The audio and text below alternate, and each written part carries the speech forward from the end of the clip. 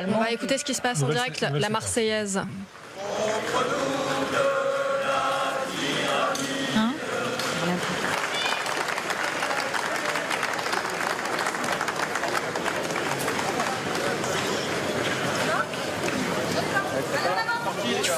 Deuxième fois que cette Marseillaise est entonnée. En fait, moi, ce qui me frappe, c'est l'atmosphère qui a l'air de régner, qui sont rassurés, en fait. Pardon, mais enfin, je veux dire, je pense qu'il y avait une inquiétude, sincèrement. Est-ce qu'il y aurait du monde? Est-ce que le rendez-vous serait honoré, en quelque sorte? Est-ce que l'initiative serait saluée?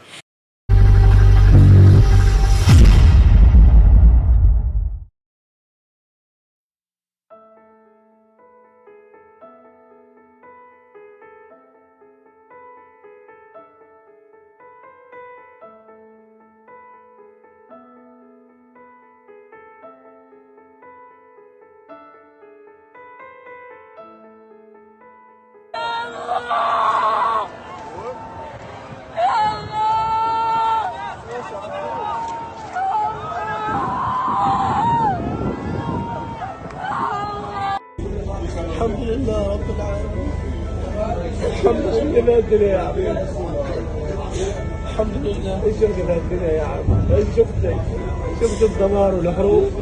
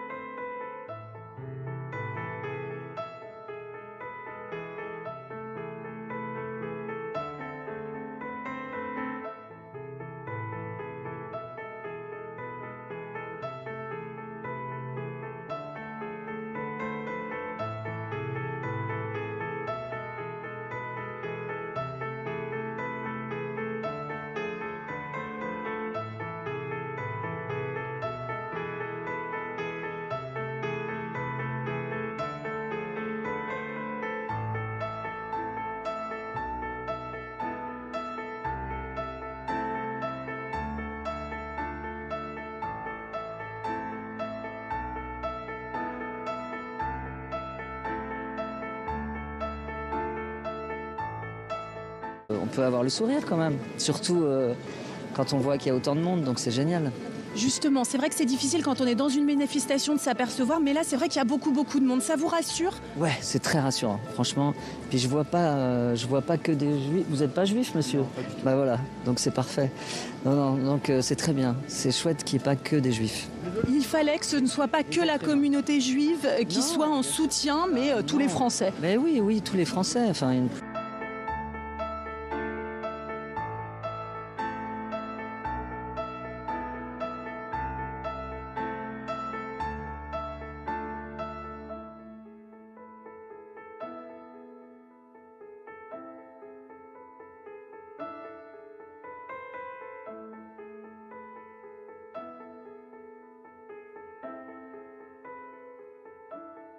Si on va au dîner du CRIF, c'est qu'on reçoit des ordres, qu'on reçoit des conseils, qu'on reçoit des injonctions de la part des institutions juives. Parce que vous avez un peu...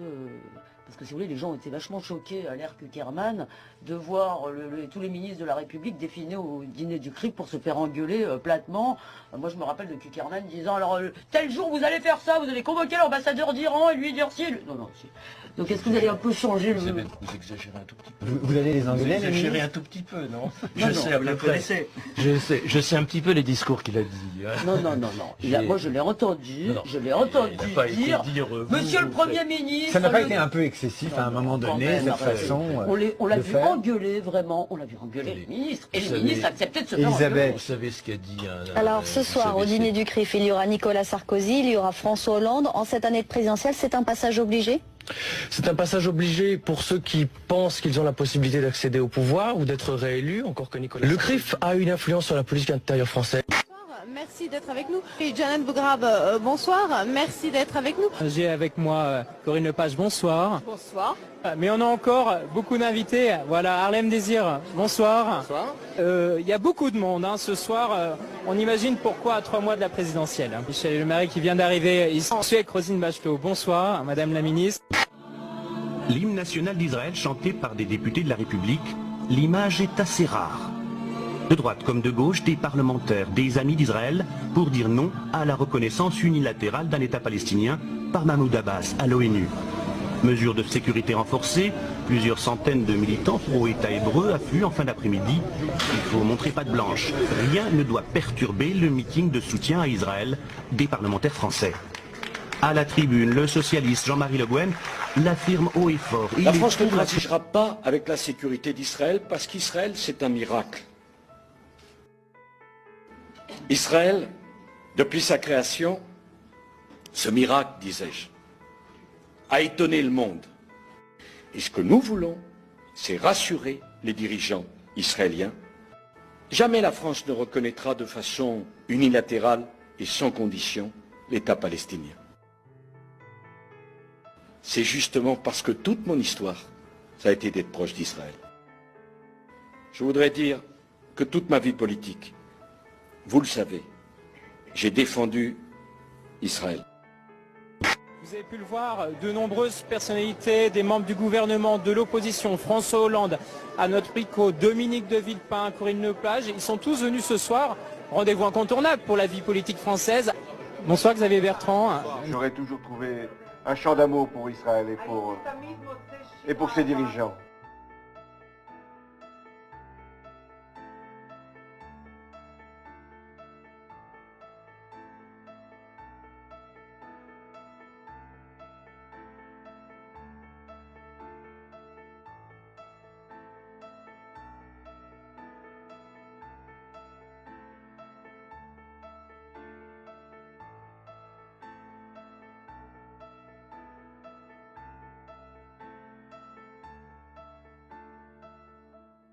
À tous ces Israéliens qui parlent français, et ils sont nombreux, à la tête de l'État, à la tête de l'État, à la tête de l'État, mais bien au-delà. Je vais tenter, dans un hébreu moins fluide, mais tout aussi sincère, de vous répondre. Tamid Eshaer, Raver Shel Israël. Je suis votre ami. Et je le serai toujours.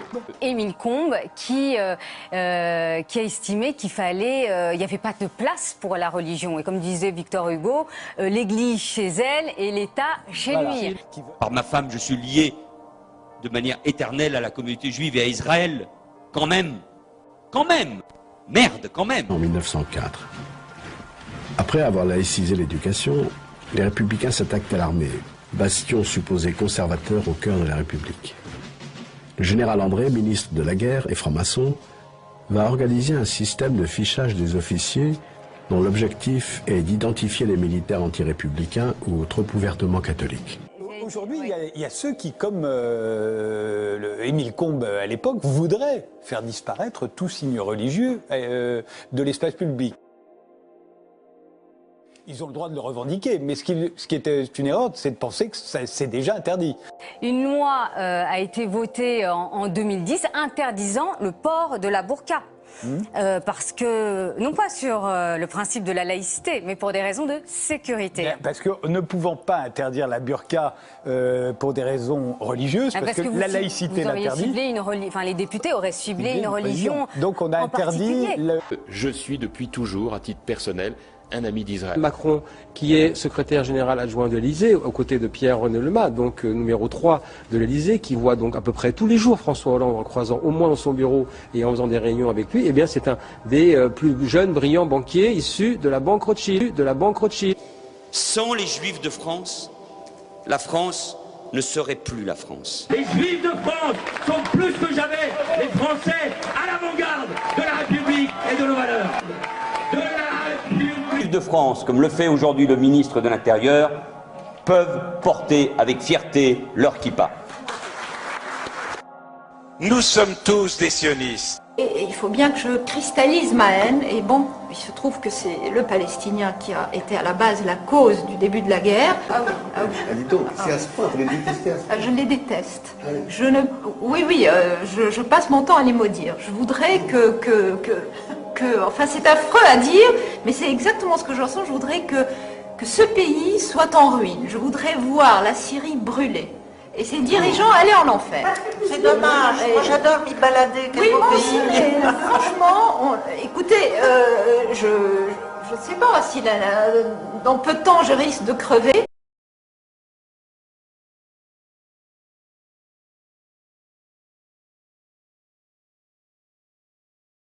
Je n'ai jamais aimé les Palestiniens et jamais les Syriens. Enfin, j'en veux à ces deux peuples, parce que encore plus le Palestinien.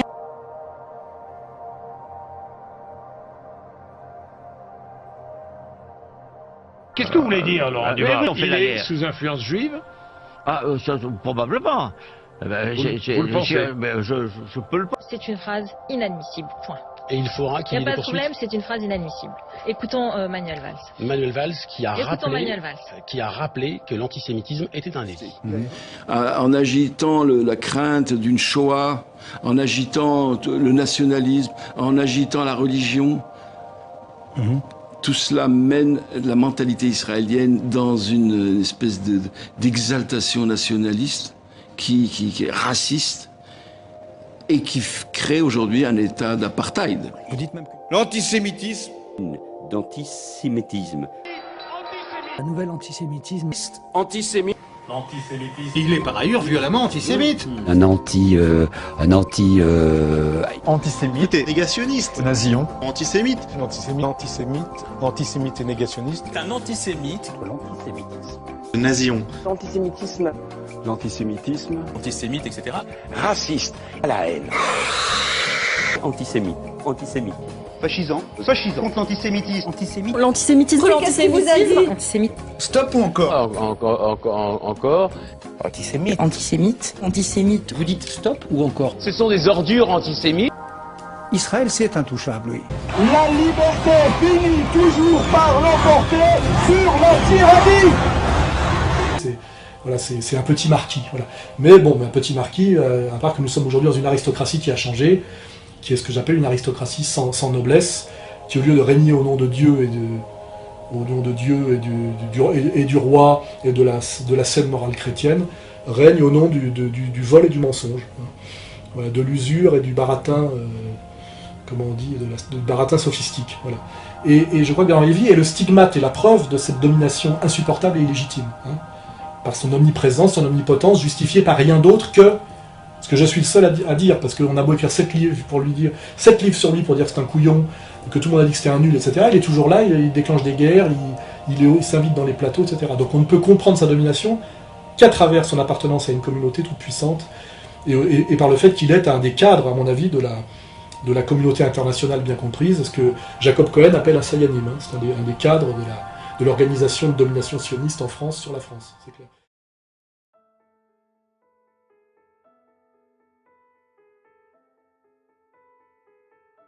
Je vais vous parler des Sayanim ce soir.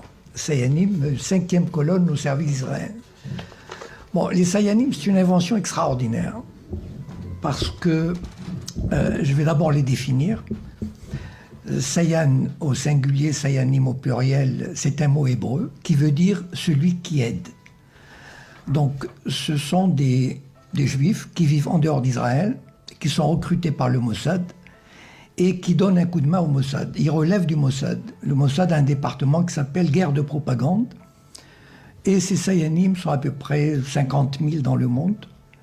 3 à 4 000 en France, 3 000 à Londres, 10 à 15 000 aux États-Unis, spécialement regroupés à New York pour la finance et à Los Angeles pour les médias, la télévision, etc. Ils sont recrutés comment? C'est très facile. il existe une franc-maçonnerie juive internationale, peut-être vous avez entendu parler, qui s'appelle le Bnei Brit, c'est-à-dire les enfants de l'Alliance, et qui regroupe 500 000 membres à travers le monde, réservés aux Juifs. Évidemment, cette franc-maçonnerie, ceux qui en font partie, ce sont des gens de très haut niveau, ne serait-ce que par les contributions financières qui sont très élevées et qui vont pratiquement du cadre moyen supérieur à un parlementaire, directeur de banque, etc. Enfin, vous pouvez imaginer la catégorie des 500 000 qui font partie de cette organisation. Donc, cette organisation est totalement dédiée à la défense d'Israël. Et quand le Mossad a besoin de quelqu'un, eh ben, il va au Bnei Brit, il consulte la liste et il lui demande « Est-ce que tu veux devenir Sayan ?» Et pour l'autre, c'est un honneur de le devenir. Donc, ils sont où ces Sayanim? Et c'est là où le point principal. Ces Sayanim sont et travaillent, ils mènent leur vie normalement. Ils continuent à vivre normalement en France, par exemple, et ils sont dans toutes les couches de la société. C'est-à-dire, ils sont sur France 2, TF1, ils sont dans la mairie de Lyon, ils sont dans l'armée, ils sont dans la banque. C'est-à-dire, ce sont des Juifs qui occupent des postes intéressants, importants, et qui rendent service. Par exemple, ils informent le Mossad, s'ils sont dans une banque, ils informent le Mossad des mouvements des banques, par exemple, des mouvements de fonds qui touchent des personnes susceptibles de les intéresser, par exemple des Arabes, du Golfe, ou des terroristes, ou enfin toutes sortes de monde. Ou bien, par exemple, ils sont dans... tiens, à Air France, par exemple. Tout à l'heure, nous a dit qu'il y avait une liste noire. J'ai tout de suite pensé, tiens, vous savez, le CRIF, il ne peut pas tout faire. Le CRIF, il est puissant, il est écouté, il est entendu, mais il ne peut pas intervenir partout. Ce sont les Sayanim qui interviennent. Les gens ne savent pas qu'il y a des Sayanim, en fait. C'est ça le truc, c'est que on a l'impression que ça vient de l'intérieur. C'est-à-dire, on dit, ah, Air France a établi une liste noire. Mais attendez, mais un Français normal, pourquoi il ferait une liste noire? Il ne ferait pas une liste noire. Quelqu'un qui est un directeur à Air France, un Français, il ne l'aurait pas fait spontanément. Parce que ce n'est pas dans la culture d'un Français de le faire, d'un employé de le faire. Par contre, un Juif, un Sayan, qui travaille à Air France, il peut le faire. Et là, par exemple, je vais vous raconter 2 anecdotes. Il y a quelqu'un qui a écrit sur les Sayanim. C'est un livre que je vous recommande, enfin vous pouvez le trouver en bibliothèque, qui s'appelle Gordon Thomas, et qui a écrit l'histoire secrète du Mossad. Les Sayanim occupent une place très très importante. C'est ça la force du Mossad. Et non seulement, on dit par exemple, et Victor Ostrovsky, qui est un agent du Mossad et qui s'est réfugié à Londres. Victor Ostrovsky raconte l'anecdote suivante.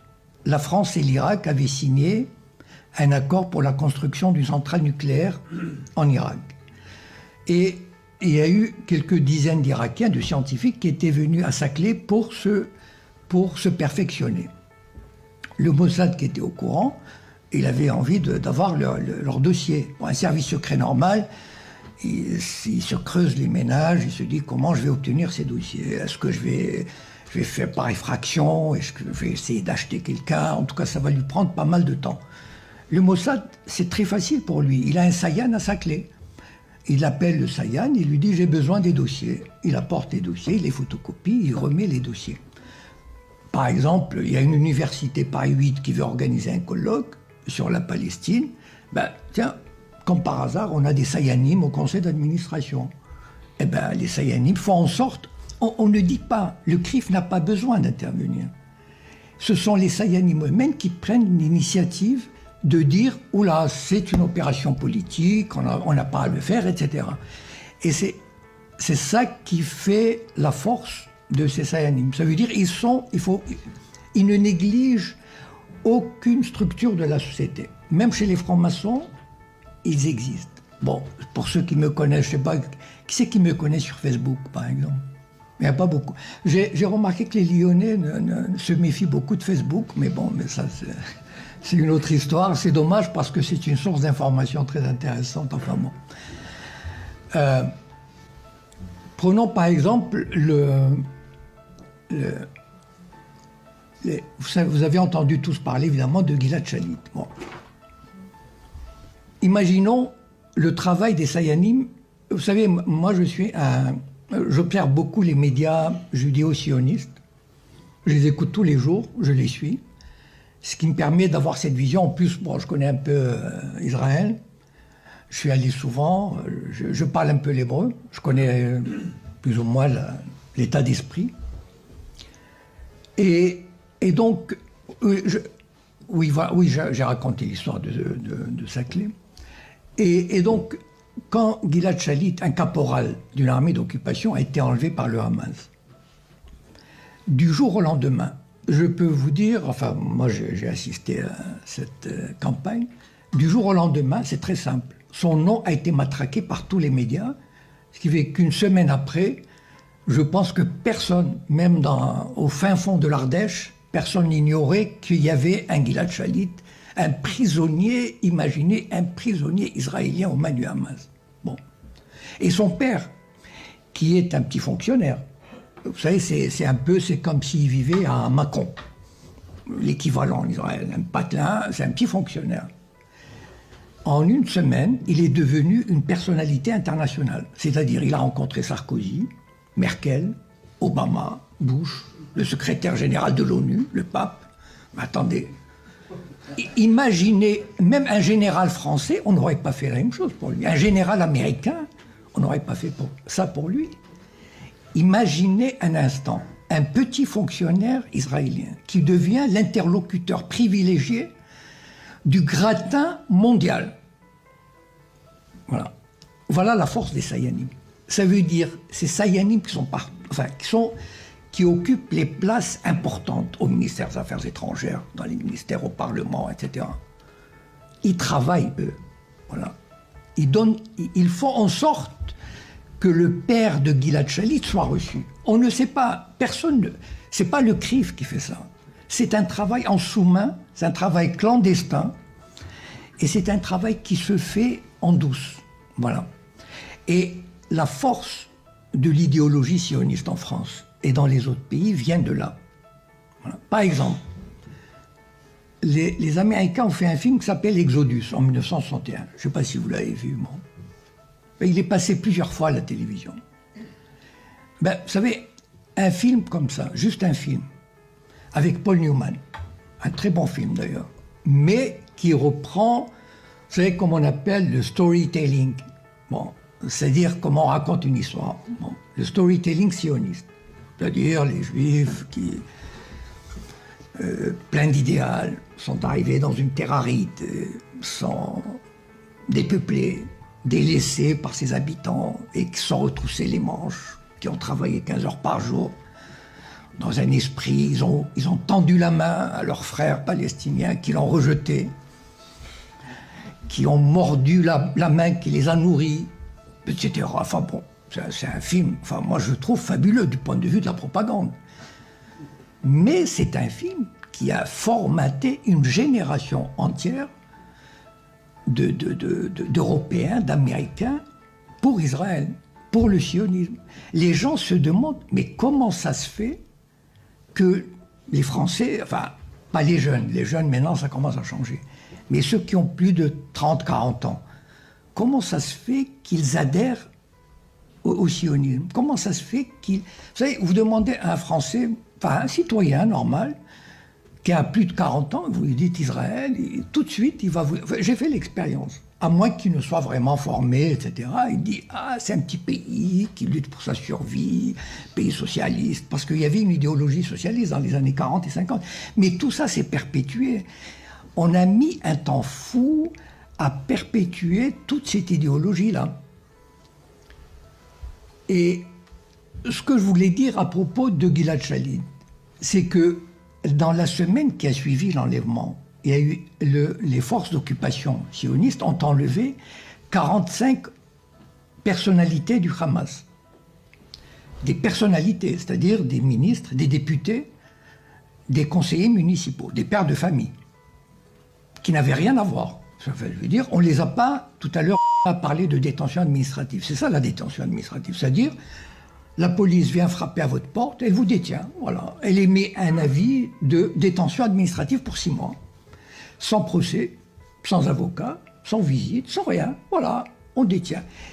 Est-ce que vous avez entendu parler un seul nom de ces 45? Personne. Par contre, Gilad Shalit, on nous a bassinés. Et alors, on est allé aussi si loin. Au mois d'octobre de l'année dernière, j'ai écouté France Info et je tombe par hasard. Mais il faut... Non, mais voilà, je vais vous dire une chose. Enfin, moi, je pars du principe, il faut connaître l'ennemi. Voilà. Donc, moi, j'essaie de connaître bien mon ennemi. Et il y a des Sayanim à France Info. Pourquoi? Parce que au mois d'octobre de l'année dernière, France Info a dit, il y a 1 an, Gilad Shalit a été échangé. Notre correspondant en Israël, un reportage de notre correspondant en Israël sur Gilad Shalit 1 an après. Alors moi, je me dis, mais c'est pas possible. Ils vont pas poursuivre cette opération. Par contre, alors, de 2 choses l'une, ou le journaliste qui a fait le reportage, il est nul en journalisme, ça veut dire qu'il ne savait pas qu'il y avait 45 personnalités politiques du Hamas qui ont été élevées, comme l'Allemagne faisait en France. L'occupation nazie, c'était ça. Quand il y avait un acte de résistance, l'armée d'occupation nazie arrêtait 30 personnes. S'il y a eu un assassinat, elle tuait les 30 personnes. C'est ça, c'était ça, voilà. Ben, on a enlevé un soldat, l'armée sioniste d'occupation enlève 45 personnalités, sans jugement, sans rien. Ben, le journaliste n'a pas jugé utile de faire une référence à ces 45. Je passe à un autre chapitre sur les Sayanim. Dieudonné. Entre parenthèses, Dieudonné a gagné son procès pour Perpignan. Hein, parce que la ville de Perpignan, vous pouvez applaudir. Le maire de Perpignan, le maire de Perpignan voulait faire interdire le spectacle de Dieudonné. Bon, la justice a donné raison à Dieudonné, bon, comme d'autres villes. Ça prouve quand même qu'il y a un état de droit et qu'il faut se battre. Voilà. Bon, tout n'est pas parfait, mais on peut se battre. Pour ceux qui ont oublié la genèse de cette histoire de Dieudonné, je vais vous rafraîchir la mémoire. C'était en 2002 ou 2003. Il avait fait un sketch qui était tout simplement antisioniste. Voilà. C'est-à-dire, il s'est moqué d'un colon. Voilà. D'un colon sioniste. Et il y avait de quoi s'offusquer et contester. Après tout, un colon, c'est un colon. Voilà. Là où il est, c'est un colon. Là, il a touché quelque chose de très, très important et de très sensible. Je veux dire, ça, c'est comme on dit, disons vulgairement, patouche. Ça, il a touché vraiment au sacré. Toucher au sionisme, c'est sacré en France. Donc, ils ont rigolé ce soir-là, parce qu'ils ne se sont pas rendus compte. Mais les Sayanim, c'était un vendredi soir ou un samedi soir. Mais les Sayanim, tout de suite, se sont mis à l'œuvre. Et c'est quoi? Le mercredi suivant, il devait faire un spectacle à Lyon. Il a été annulé. Qui l'a annulé? Ça veut dire tous les Sayanim qui sont aux manettes. Vous savez, ils sont très nombreux dans le monde du cinéma, dans le monde du spectacle. C'est pas la peine qu'ils dominent partout. Mais il suffit qu'il y ait quelques-uns qui actionnent les leviers, les bons leviers. Voilà. Et qui disent, j'annule le spectacle, quel que soit le prix à payer. C'est pas grave. Mais c'était une leçon, il fallait donner une leçon à Dieudonné et l'arrêter tout de suite pour dire le message suivant aux autres. Attention, on peut rire de tout, sauf de ça. Le sionisme, il n'est pas question. Voilà. On n'a pas poursuivi Dieudonné en justice pour dire ce sketch et ceci ou cela et on va attendre le résultat du sketch, le résultat du jugement. Non. Tout de suite après, 3 jours après, et c'était en cascade. Ça veut dire que, vous savez, encore une fois, c'est pas le CRIF qui a fait ça. Le CRIF ne peut pas tout faire, mais ce sont les Sayanim. Voilà. C'est pour ça que je me suis intéressé à ce sujet en particulier, des Sayanim, et j'ai écrit un roman qui s'appelle Le Printemps des Sayanim, j'en parlerai tout après.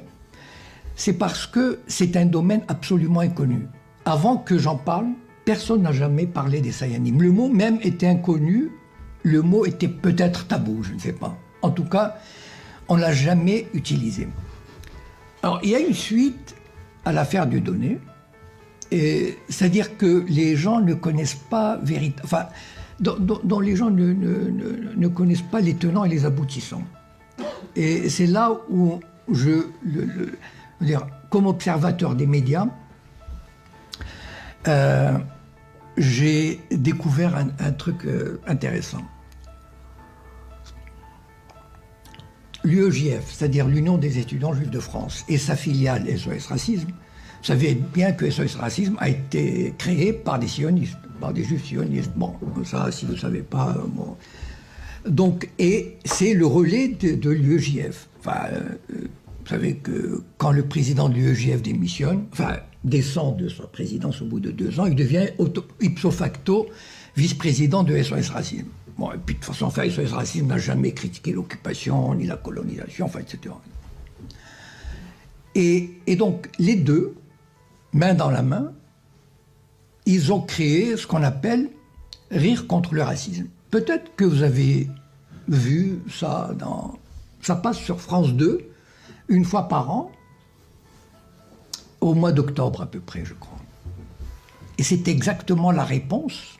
Moi, j'ai suivi, je sais, j'ai entendu l'interview du président de l'UEJF. C'était une réponse à Dieudonné. C'est-à-dire, nous, vous allez voir, nous, on va rire, mais sans parler de politique, d'occupation, toutes ces choses qui fâchent. Nous, on va rire contre le racisme, voilà.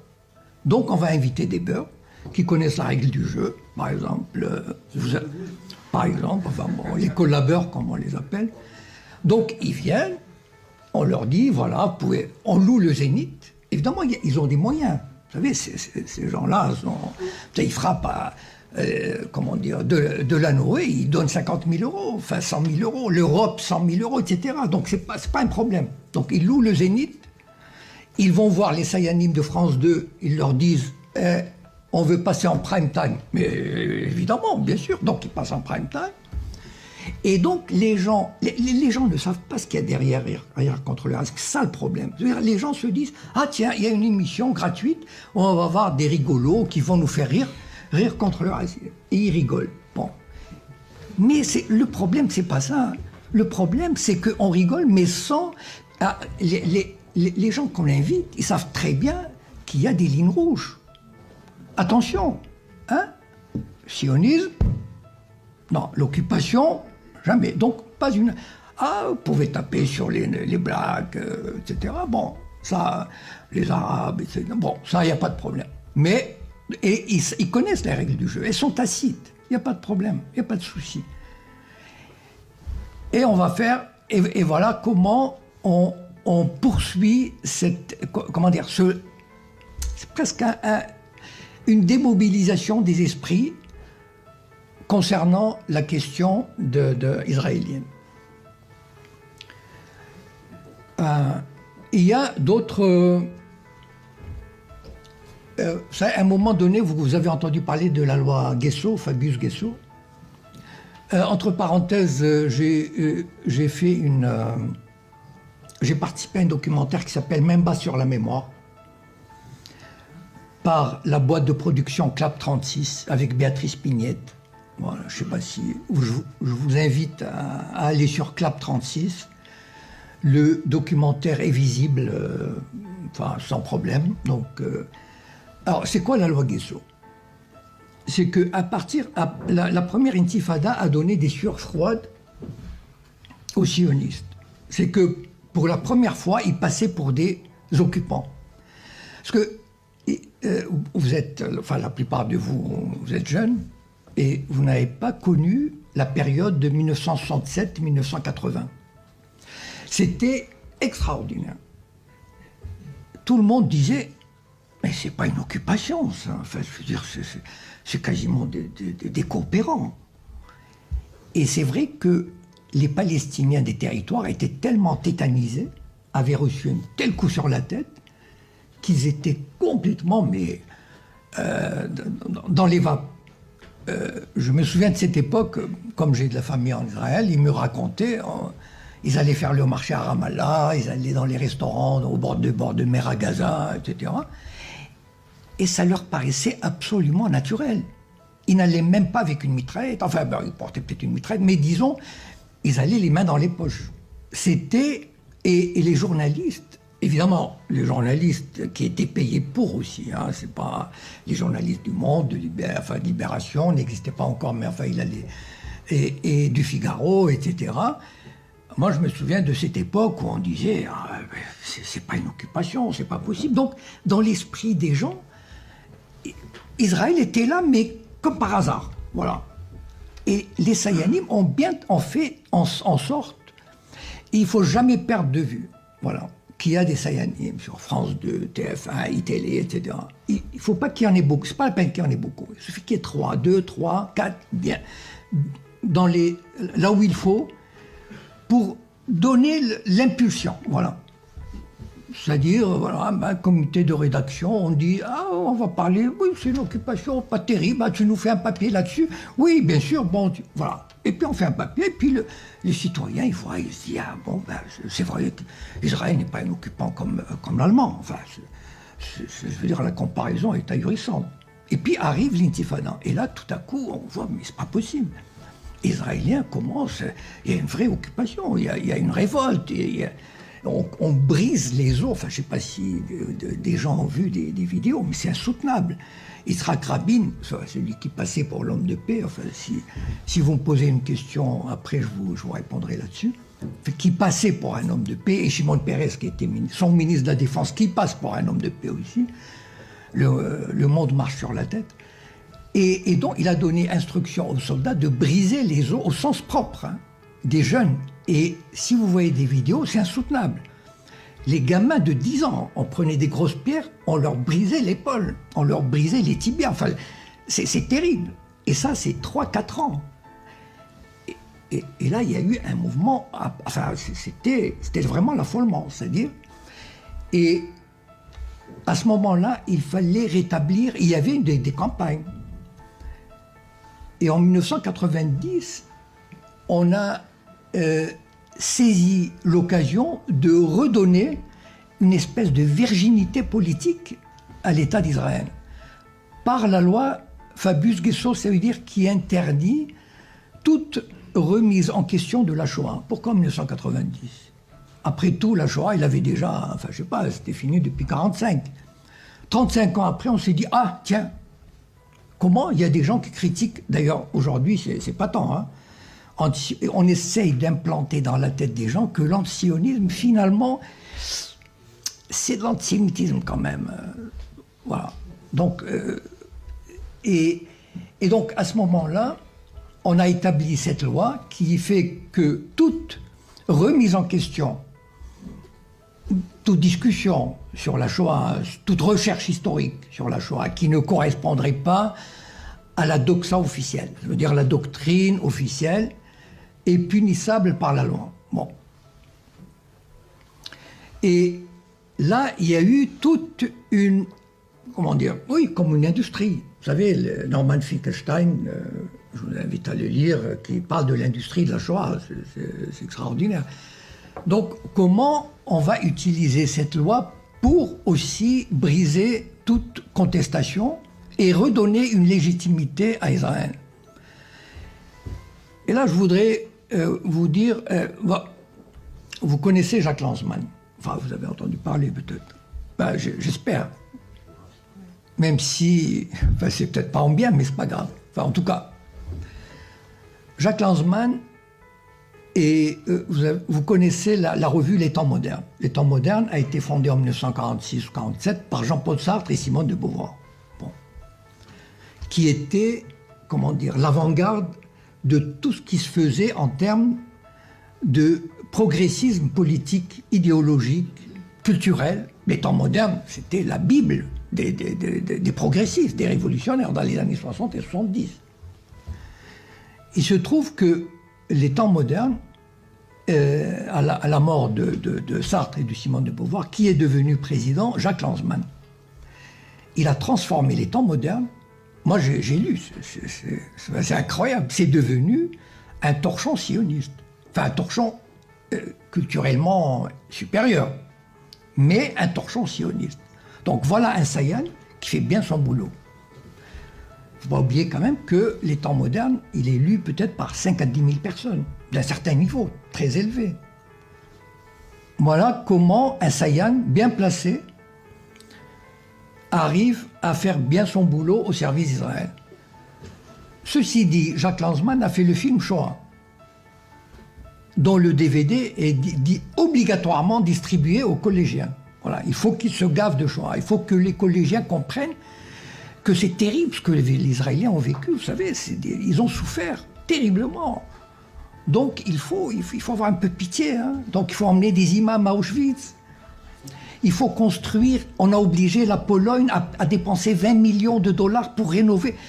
Est-ce que la Pologne a suffisamment d'argent? Mais c'est ça où, attention, les accords avec le FMI, etc. Et on construit des musées alors que on ramasse des milliards, alors que la moitié des rescapés en Israël vivent en dessous du seuil de pauvreté. La moitié des rescapés n'ont pas de quoi s'acheter des médicaments. Et ça, on le dit en Israël, c'est pas un secret. Mais cet argent qu'on récolte, ils le récoltent pour la propagande. Et Jacques Lanzmann, par exemple, son film, il a fait un nouveau film, un documentaire. Enfin, si vous ne savez pas, c'est pas grave, mais enfin, je suis là pour vous le dire. Il a fait un documentaire sur le dernier des injustes. Et évidemment, le Festival de Cannes, il l'a programmé, même si hors compétition. Mais Jacques Lanzmann, on ne peut pas lui refuser le Festival de Cannes. Enfin, je veux dire, voilà. Voilà le travail. Pourquoi? Parce que peut-être le président s'appelle Gilles Jacob. Enfin, qui n'est pas de ma famille, mais c'est dommage. Vous connaissez la blague, il y avait un Rothschild qui est mort et il y avait beaucoup de juifs qui allaient derrière le cercueil. Il y avait un qui pleurait, puis quelqu'un lui demande, enfin, mais pourquoi tu pleures? Il était de ta famille. Il dit, mais non, justement. Voilà, c'est pour ça qu'il pleurait. Bon, en tout cas. Et donc, son film, par contre, enfin, j'espère que vous avez entendu parler du film, mais vous n'avez pas Facebook, c'est terrible. Le film L'oligarchie et le sionisme. Mais créez une page Facebook, bon Dieu, moi j'ai 2 pages, j'ai énormément d'informations, de vidéos. Et puis, je comprends pas, vraiment, des jeunes branchés comme ça, moi, voilà, bon.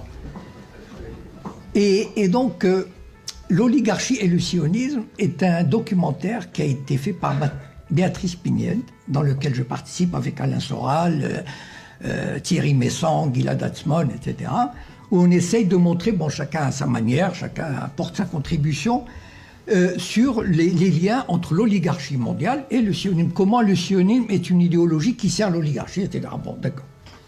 Donc, ceux qui vont sur Facebook, ils ont entendu parler parce qu'on a diffusé l'information, etc. Voilà le travail des Sayanim. Voilà, encore une fois, il est concret, c'est pas d'idéologie. Béatrice Pignède, qui est très connue, enfin, qui a un nom, elle a travaillé avec Daniel Schneiderman. Bon. Elle a fait des très bons documentaires. D'ailleurs, je vous invite vraiment à aller sur Clap 36. La plupart de ces documentaires sont visibles gratuitement. Et donc, le film devait sortir le 22 mai. Il était programmé. Il était programmé sur Allociné. Il était programmé sur Libération. Il était programmé sur Télérama. Il était programmé sur l'Express. J'ai vu, voilà, le programme, etc. Et le 22 au matin, j'achète l'officiel des spectacles et il n'y est pas. Voilà. Ça veut dire que le film, on l'a interdit quasiment. Voilà. C'est-à-dire 2 ou 3 distributeurs. Vous savez, bon, il faut dire les choses comme elles sont. Il y a des juifs qui occupent des postes importants dans la distribution de cinéma. Bon, eh bien, ils ont fait en sorte que le film ne sorte pas. Voilà. C'est tout. Vous n'avez pas entendu parler de Richard Prasquier qui est allé voir l'Élysée ou les ministres de la Culture. Pas du tout, on n'a pas besoin. On a juste besoin d'actionner les Sayanim qui sont dans les manettes de la distribution du cinéma et on leur dit, ce film, voilà. Et le film ne sort pas, voilà. Et évidemment, bon, on va essayer de le projeter dans des salles, peut-être il sera projeté ici, enfin bon, il y aura une projection privée, enfin je ne sais pas. Mais voilà le travail. Et il y a des gens qui se demandent, d'ailleurs, quand je fais des conférences, souvent on me dit, mais enfin, c'est pas possible. Comment ça se fait qu'on n'arrive pas à se faire entendre? Comment ça se fait que le sionisme est si puissant? Ben voilà la raison. Enfin, je veux dire, une des principales explications, elle réside là. Voilà. Vous savez que Bernard-Henri Lévy, que j'appelle dans mon livre MST, dans le printemps des Sayanim, je suis très heureux d'avoir trouvé cette formulation. Ça veut dire Michel Samuel Taïeb. Donc, il a été... Bon, d'abord, il est président du directoire de surveillance d'Arte. Donc, je ne sais pas à quel titre, mais il est là. Depuis des années, il dirige, vous savez, les chaînes ont un comité de surveillance. C'est-à-dire qui disent est-ce que c'est moral de faire ceci, est-ce que c'est normal de faire cela, etc. Bon, voilà, une espèce de comité d'éthique. Et Bernard-Henri Lévy, il est président de la commission de... Enfin bon. Il a été président, je ne sais pas si vous savez, du Conseil national du cinéma pendant des années. C'est-à-dire, c'est lui qui donnait les bourses. Enfin, qui donnait, par exemple, quand on avait besoin d'un film, quand on veut faire un film, on a besoin d'avance sur recette. Sinon, il n'y a aucun film qui se fait sans avance sur recette. Il n'y a aucun. Mais vous savez, les producteurs, bon, lui, ça veut dire qu'il détenait le pouvoir de donner l'avance sur recette. Donc les producteurs étaient à ses pieds. Voilà le pouvoir. Voilà le pouvoir. C'est-à-dire le pouvoir clandestin, le pouvoir caché, le pouvoir d'influencer sans paraître. On n'a pas besoin de paraître. On est là, dans les coulisses, et on tire les ficelles. Moi, je me suis intéressé à quelques personnages qui sont pratiquement inconnus du grand public et qui font un travail extraordinaire qui sont probablement des Sayanim, mais qui font un travail extraordinaire pour le Mossad. Il y a un type qui s'appelle François Zimré. Bon, je suis sûr que personne n'a entendu parler, mais enfin bon. Ou alors c'est exceptionnel. Bon. Pour ceux qui liront le roman, il est dépeint sous les traits de François Simagré. Bon, voilà. Donc, ce monsieur était député du Parti socialiste au Parlement européen. Il se démenait pour Israël. Vous ne pouvez pas vous imaginer. Chaque mois, il voulait emmener des députés à Tel Aviv pour leur montrer la réalité israélienne, que les médias déformaient, etc. Enfin, il était d'une activité telle que même le Parti socialiste, en 2007, il n'a pas voulu le représenter. Imaginez le Parti socialiste qui se dit « Non, celui-là, c'est trop quand même. » Le Parti socialiste, il ne l'a pas représenté. Mais ne vous en faites pas, Sarkozy l'a nommé ambassadeur de France pour les droits de l'homme. Voilà. Donc depuis 4 ans, il est ambassadeur de France. Imaginez le travail d'un type comme ça. Imaginez seulement le travail d'un type, le travail de sape, le travail de propagande qu'il fait en allant au Maroc, en Tunisie, etc., dans tous les pays, ambassadeur pour les droits de l'homme. Alors que c'est un agent du Mossad, c'est un Sayan. Voilà. C'est ça le travail des Sayanim. Bon, je ne sais pas si... moi, je pense que je vais terminer parce que moi, j'aime bien le débat. Donc, je voudrais dire juste une chose, enfin deux choses pour terminer. Pourquoi j'ai intitulé la conférence « Les Sayanim, une 5e colonne au service d'Israël » Parce que, pour moi, les Sayanim sont des juifs français, enfin, pas tous les juifs, hein, les Sayanim, ceux qui acceptent de travailler pour le Mossad, les Français, les Anglais, les Américains, ils ont le cœur là-bas en Israël. Ils n'ont pas le cœur en France ni aux États-Unis. Ce sont, en cas de guerre, en cas de tension, ils choisiront plutôt Israël. Je sais comment ils fonctionnent. Et donc c'est une 5e colonne, c'est-à-dire une 5e colonne, vous savez ce que c'est. Hein. Donc voilà, ça veut dire que ce sont des agents étrangers qui travaillent pour leur pays d'origine. Voilà. Donc il ne faut pas se leurrer. Bon. J'ai écrit Le Printemps des Sayanim pour des raisons, vous savez, moi avant j'étais un romancier normal, entre guillemets, c'est-à-dire j'écrivais sur l'amour, les femmes, enfin, etc. Bon. Mes romans étaient surtout sur la société marocaine, voilà. Donc j'en ai écrit 5, bon. Et puis un jour je me suis dit, non, il faut, j'ai des idées, j'ai vu des choses, et il faut que je milite. Ma contribution au militantisme palestinien et antisioniste, c'est de faire cet ouvrage sur les Sayanim. Parce que j'estime que c'est un sujet totalement inconnu, et donc j'ai écrit Le Printemps des Sayanim avec mon expérience. Bon. Et tout ce que je raconte est vrai là-dedans. Enfin, c'est-à-dire, tous les faits qui sont là ont existé. Ou alors sont très proches de la réalité. Je l'ai fait sous forme de roman. Pourquoi? Parce que c'est très difficile de réunir des preuves sur quelqu'un. Par exemple, dire que BHL est un Sayan, bon, enfin, je veux dire, tout le monde le sait. Mais moi, je voulais le mettre en scène des personnages, pour montrer, par exemple, la soumission de SOS Racisme vis-à-vis de l'UEJF, par exemple, du nom des gens de défense. Par exemple, comment, mais là, j'ai pas le temps de développer, mais par exemple, comment des Sayanim francs-maçons, au sein du Grand Orient de France, ont créé une loge judéo-sioniste, en violation des statuts du Grand Orient. Voilà. Donc je l'ai fait sous forme de roman parce que je pense que le roman se lit mieux, se lit plus facilement. On rentre dans l'atmosphère, on rentre dans la vie des gens, dans la conception des gens. Et voilà, je vous remercie de votre attention et je veux bien répondre à toutes les... Sans aucune exclusive, je répondrai à toutes les questions que vous souhaitez.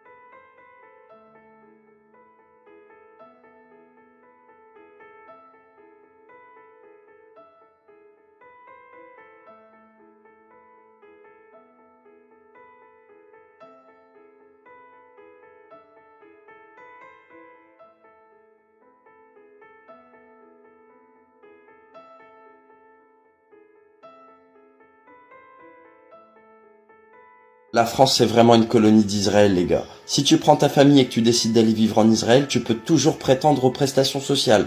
Les allocations familiales, la prime de naissance si t'as un bébé, et même si t'as 20 ans, tu peux prétendre à un revenu minimum. Je sais même pas si nos jeunes Français, à nous, ont le droit à tout ça. Et pendant ce temps-là, les médias veulent te faire croire que c'est les descendants d'immigrés qui sont venus pour profiter de la CAF, etc.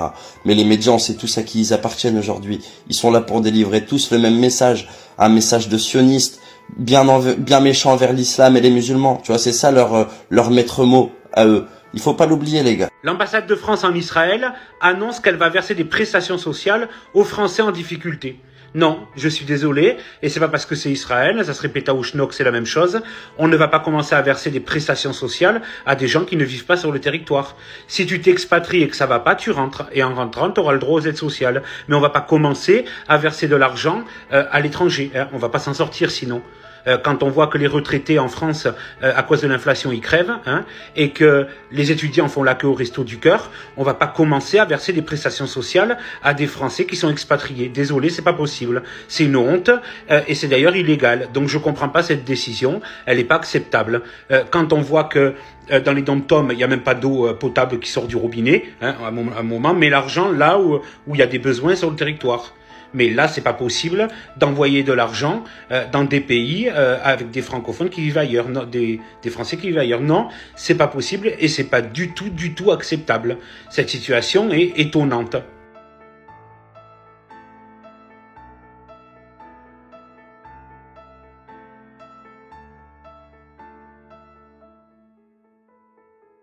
Bienvenue sur Mentality Info. Hier, ce 12 novembre, lors de la marche contre l'antisémitisme, la chaîne LCP a interrogé plusieurs personnes, dont l'acteur Tomer Sisley. Vous savez, celui qui avait dit sur BFM TV que de prendre parti pour la Palestine, c'était un acte antisémite.